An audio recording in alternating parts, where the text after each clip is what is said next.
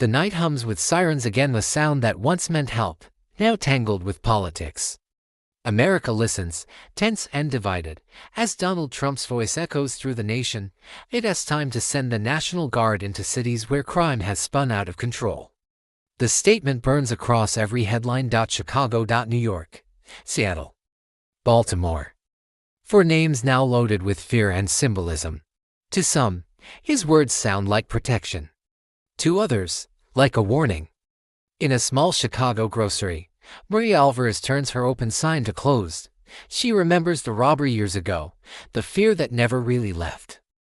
But soldiers on her street. That feels like another kind of danger. Across town, Andre Williams watches his children play in the glow of a streetlight. He's tired of ducking gunfire. If they can keep my kids safe, he says to no one, let them come. 2 lives. 2 truths. 1 nation divided by perception. The data, cold and quiet, tells another story. FBI statistics show violent crime is falling, murder, assault, robbery all trending down. But fear doesn't follow numbers. It follows images, viral clips, shattered glass, blue lights flashing on social feeds. Every clip feels like proof that danger is rising. Trump's proposal taps into that fear. He paints a picture of cities out of control, led by mayors too weak to restore order. He promises to bring law and order back by force, if necessary. The memory of 2020 lingers, troops on streets, protests, smoke. Some cheer at the thought of strength. Others shudder at the memory of chaos. Officer Dana Price in Baltimore scrolls through the news from her patrol car. She's seen more lives lost to poverty than to bullets. You can't fix fear with rifles, she mutters. But in another home, a mother locks her door twice and whispers, I just want peace. That's the battle, not between left and right, but between fear and hope. In New York, data shows progress, fewer shootings, fewer murders, but the headlines scream otherwise. 1 attack on a subway becomes a symbol of collapse. People stop trusting reports and start trusting fear. Politicians argue over crime rates while families argue over safety. In Seattle, rain falls over boarded windows. Kenji Nakamura, a small business owner, has rebuilt his shop twice. Protests, looters, insurance claims. Now he hears the word National Guard and feels the ground shift again. We can't rebuild if we're treated like a battlefield, he says quietly. Across the country, rallies rise like storm clouds.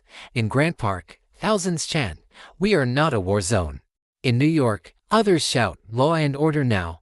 The news splits the screen, to crowds, to flags, to versions of America. Beneath the shouting, life continues. Maria opens her store again each morning. Andre walks his kids to school. Officer Price checks alleyways where kids play tag, not crime scenes. The stories no one films, small moments of peace that never make the news. City leaders plead for investment, not intervention. Crime doesn't fall with boots on the ground, one says. It falls when people have something to live for. Yet political theater drowns out the quiet work being done, community policing, mentorship, prevention. Weeks pass, and Trump's proposal remains a symbol of strength to some, overreach to others. Supporters call it courage. Critics call it control. But most Americans simply go on living between both extremes. The country isn't collapsing, it's aching. It's tired of fear being the loudest voice in the room.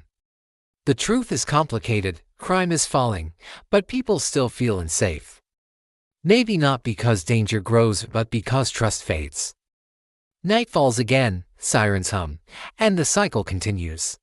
A city can't heal through division, but it keeps trying anyway.